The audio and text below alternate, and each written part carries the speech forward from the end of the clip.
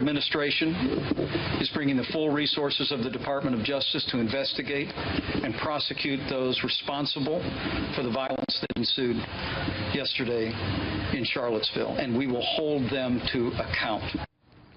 The White House also releasing a new statement on the president last night, saying he condemns all forms of violence, bigotry, and hatred, and of course that includes white supremacists, KKK, neo-Nazi, and all extremist groups.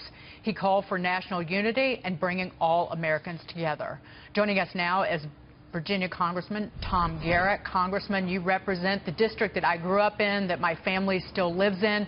Your reaction to President Trump's response and the kind of follow-on response from the administration?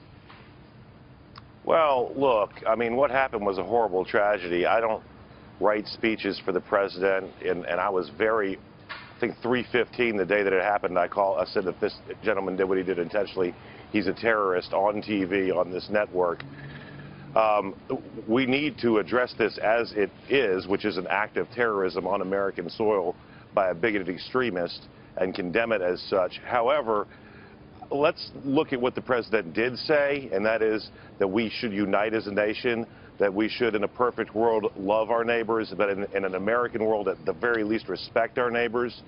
What I wish we would see is people not trying to make political hay out of this, but condemning it for exactly what it is and saying it's antithetical to who we are as a people. The tragic irony that it occurred just miles from where the man who penned the words, "All men are created equal and endowed by their Creator with inalienable rights," that's just amazing and really symbolic of how dangerous this sort of hate-filled rhetoric is as it relates to who we are as a country. So, Congressman, you don't think that you don't see the need in the president actually verbally calling out the groups who are responsible? No, I absolutely think he should, and I think he finally did. But there's a young lady dead. 2 Virginia State police troopers died as a tangential result of this bigoted stupidity, and the president didn't get the speech right. I mean, okay.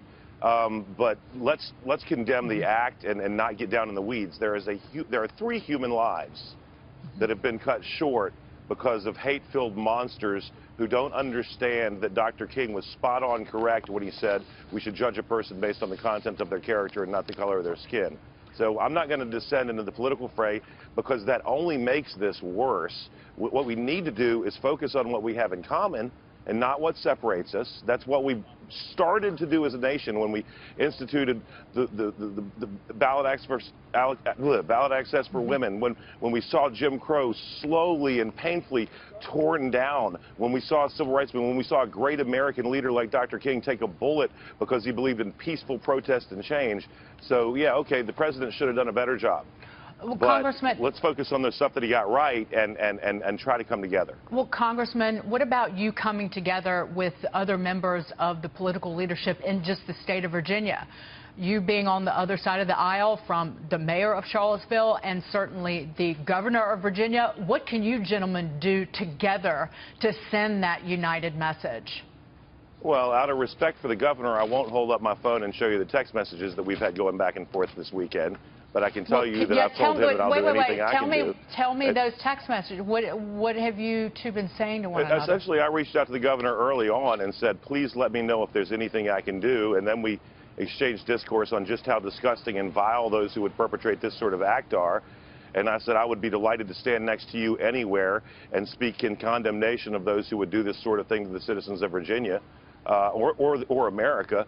I have commended both the governor and the mayor.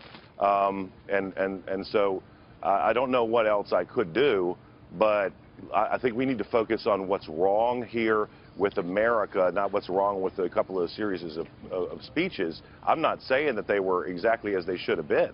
I'm not defending them. I'm simply saying that that's wasted energy when we have a crisis that is literally, I think, existential in nature as it relates to who we're supposed to be.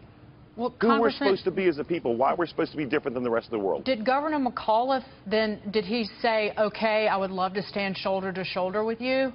What was his response to that? He said he would be in touch. I said, please do. That's a quote.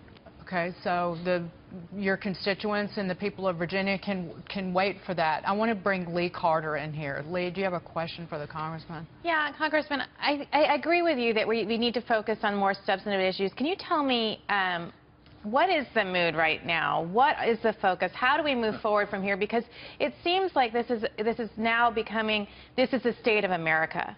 And the crisis is so real on social media. The way people feel right now is this is now systemic. Can you tell us what it's really like on the street down there? Oh, yeah, it's surreal. I mean, you got to, and Dagan, you get it. You got to come to Charlottesville, Virginia. You got to visit Monticello. You need to walk the grounds at the University of Virginia and the downtown mall and understand that as a community, there's a diversity of views, but it's a peaceful, loving community by and large. And when I sat last night and saw Charlottesville terror scrolled across my screen, I looked at my wife and said, it's surreal. And there's a little bit of disbelief.